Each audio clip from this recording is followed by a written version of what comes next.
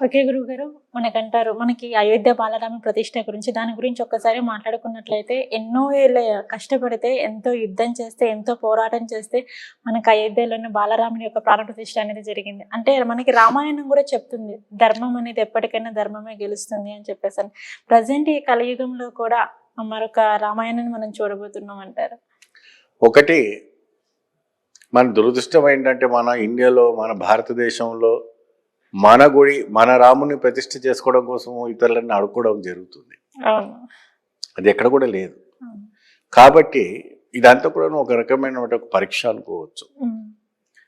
ఎంతో మంది యోగులు, ఎంతోమంది త్యాగులు 1600 శతాబ్దములో నుంచి 17 శతాబ్దం వరకు కూడా హిందూ సనాతన ధర్మం ఆలయాలన్నీ కూడా ధ్వంసం చేసి మొఘల్స్ వారి వారి యొక్క మసీదులు నిర్మాణం చేసుకొని ప్రతిష్టాపనం చేసుకున్నారు. నామరూపం లేకుండా చేశారు. ఎన్నో గ్రంథాలు, ఎన్నో ఔషధాలకు సంబంధించిన వంటి పుస్తకాలు ఇంకెన్నైనా కూడా అవన్నీ కూడా తగలబెట్టేశారు. ఎందుకంటే రానున్న తరాలకు తెలియరాకూడదు అని చెప్పేసి మూర్ఖత్వంతో చేసిన వంటి పని. ఇతిహాసం తప్పు చేసింది, దాన్ని శాంతియుతంగా ఒప్పందం పొందుకొని దానికి తగినట్టుగా ఇది చేసుకోవాలి. ఇప్పుడు అదే విధానంగా మనకు కాశీలో ఉన్నటువంటి బాబీ మసీద్ కూడా మొఘల్స్లు ఆ రోజుల్లో చేశారు. పుణ్యమైన వంటి పుణ్యక్షేత్రమైన వంటి కాశీ విశ్వనాథుని ఒక ఆలయాన్ని ధ్వంసం చేసి బాబీ మసీద్ నిర్మాణం చేసుకున్నారు. ఇదివరకైతే బాబీ కాశీశ్వరుడు ఉండేవాడు. ఆ కాశీ విశ్వేశ్వరుడు ఆ తీర్థం నుండే సర్వరోగము నిర్వారణం అయిపోయేదట నిరంతరంగా. అంతటి మహత్కరమైన వంటి క్షేత్రం.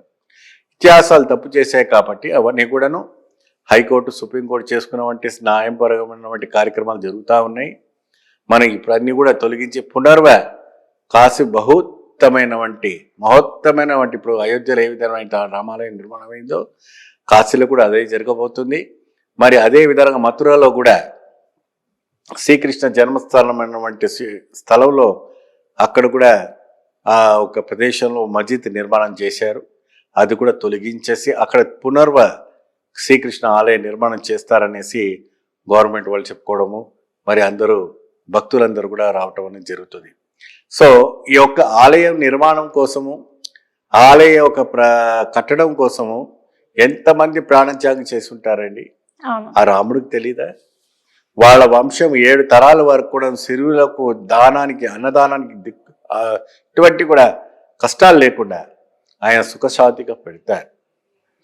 అయోధ్యలో రామునికి పసిపిల్లడు 5 ఏళ్ళ బాలుడి నుంచి 60-90 ఏళ్ళ ముసలి వాళ్ళు కూడా రోమాలు లేస్తాయి. జై శ్రీరామ్ అని చెప్తే చాలు లేచి నిలబడి అంత ఎత్తున కేకలు పెడతారు. వాళ్ళకి ఆ విధానమైనటువంటి ఒక యాంగ్జైటీ ఉంటుంది.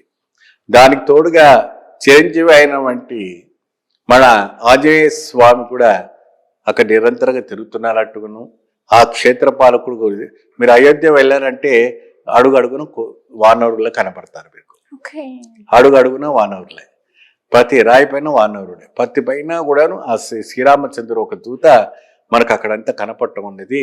అది ఒక అద్భుతమైన ఒక లీల. సో అటువంటిది అయోధ్యలో స్వామివారికి కళ్యాణము, మరి తల్లికి పుట్టిన వంటి స్థానం జనకపూర్ మేపాల్లో ఉంటుంది, సీతాదేవిది. ఆ జనకపూర్లో స్వామివారికి కూడా అక్కడ కూడా కళ్యాణాలు చేస్తారు. అక్కడి నుండి ఏ విధానంగా అయితే ఆడపిల్లలు కావాల్సిన వంటి అత్తగారింటికి కావాల్సిన వంటి లాంఛనాలు ఏదైతే ఉందో ఆ పెళ్లిలో జనకపూర్ నుంచి అయోధ్యకి ఇప్పటికి కూడా తీసుకొచ్చి స్వామివారికి పట్టు వస్త్రాలు ఇచ్చి కళ్యాణాలు చేయటం అనేది ఆనవాయితీగా చేయాలి.